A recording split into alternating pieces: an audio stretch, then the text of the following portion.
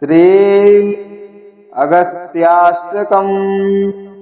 अद्य मे सफलं जन्म चाद्य मे सफलं तपः, अद्य मे सफलं ज्ञानं शम्भो तत्पाददर्शनात्।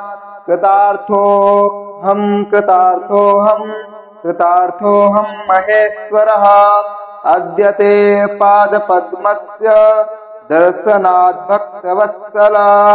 शिवः शम्भुः शिवः शम्भुः शिवः शम्भुः शिवः शिवः इति व्याहतो नित्यं दिनान्यायान्तु यान्तु मे।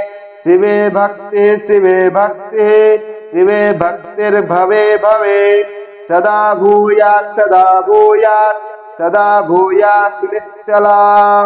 अजन्मा मरणं यस्य महादेवान्यदैवतम्, मादनिश्चित मद्वंशे जातो वा द्राग्विपद्यताम्।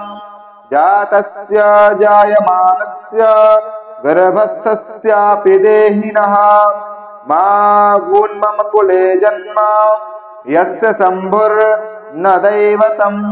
वयं धन्या वयं धन्या वयं धन्या जगत्त्रये। आदिदेवो महादेवो तस्मत्कुलदैवतम्। हर शम्भो महादेव विश्वेशामरवल्लभा।